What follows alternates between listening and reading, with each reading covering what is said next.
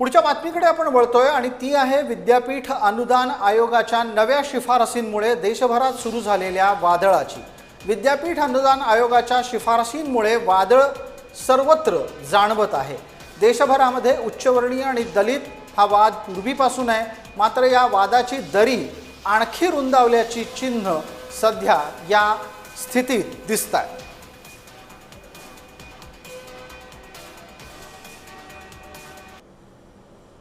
UGC मार्फत जे सामान्यतः जातीवरून भेदभाव होतो आणि विद्यार्थी किंवा प्राध्यापक किंवा इतर कर्मचारी या संदर्भात जो कायदा आलेला आहे तो 13 जानेवारी 2026 रोजी नुकताच तो कायदा आलेला आहे आणि त्या विरोधात मोठं वादंग उठलेलं आहे देशभर।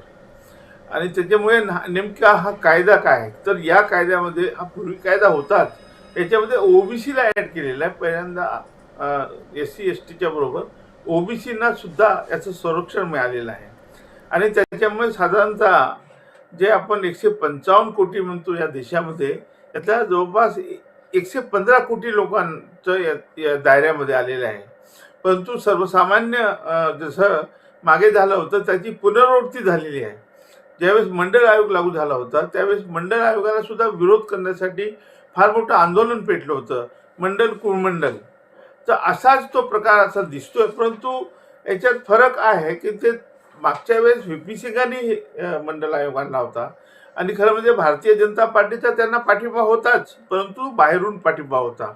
परंतु जे नवयुवक आहे, जे ज्यांना आरक्षण म्हणजे काहीतरी भलतंच काहीतरी आहे आणि त्याच्यामुळे आपल्यावर फार मोठं संकटच येणार आहे अशी परिस्थिती निर्माण केली होती, पण तसं काही झालेलं नाही, तसं काही घडलेलं नाही। यूजीसीचा हा सगळा विषय काय आहे ते आपल्याला समजावून घ्यावं लागेल। यूजीसीचा सध्याचा कायदा काय सांगतो हा एक भाग असला तरी दुसऱ्या बाजूला आपल्याला बघायचं आहे की यूजीसीच्या नव्या कायद्यातल्या तरतुदी कोणत्या आहेत। उच्च शिक्षण संस्थेमध्ये जर समजा जातीय भेदभाव झाला तर तशा प्रकारामध्ये आता ओबीसींनाही आरक्षण मिळेल।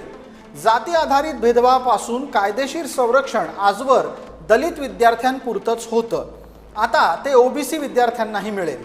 यासाठी प्रत्येक शिक्षण संस्थेनं समान संधीची स्थापना म्हणजे समान संधी समितीची स्थापना करावी असं यूजीसीने सांगितलं आहे। या समितीच्या समोर आलेल्या तक्रारीची 24 तासामध्ये पोच द्यायची आहे, तर समिती समोर आलेल्या तक्रारीचा निपटारा हा 15 कामकाजी दिवसामध्ये व्हावा असं सुद्धा विद्यापीठ अनुदान आयोगानं म्हटलं आहे।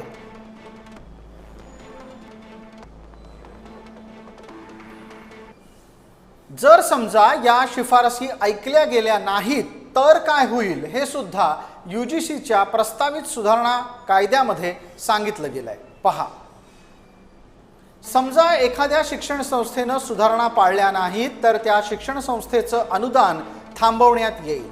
इतकंच नाही तर त्या शिक्षण संस्थेला कोणतीही पदवी देता येणार नाही।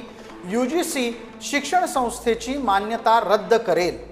तसंच शिक्षण संस्था त्यानंतर कोणताही अभ्यासक्रम चालवू शकणार नाही, इतकं स्पष्टपणे या सुधारित कायद्यामध्ये सांगितलं गेलंय।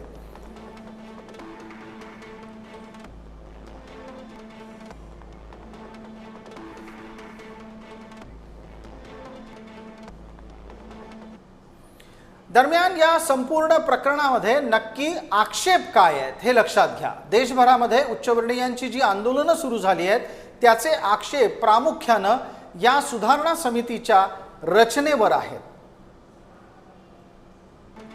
उच्च शिक्षण संस्थेतील समान संधी समितीची रचना पक्षपातपूर्ण आहे असं सांगितलं जात आहे। या समितीमध्ये मागास वर्गाचे प्रतिनिधी बहुसंख्य आहेत, मात्र त्याच्या तुलनेमध्ये अल्पसंख्याक संख्येत उच्चवर्णीय प्रतिनिधी असतील का हा प्रश्न आहे। उच्चवर्णीय अन्याय करतात अशी तक्रार असेल तर निवाडा समितीमध्ये उच्चवर्णीयांचा प्रतिनिधी का नाही हा सवाल आहे। समितीमध्ये 9 पैकी 5 सदस्य मागास असतील तर उर्वरित 4 सदस्य कोण याची स्पष्टता का नाही असा प्रश्न विचारला जातोय। जाती आधारित भेदभावाचं प्रकरण आजही पोलीस हाताळतात, न्यायालय पीडित व्यक्तीला न्याय देतात. असं असताना मग आत्ताच शिक्षण संस्थांमध्ये याचा निवाडा का करायचा आहे असा प्रश्न आंदोलक विचारताय.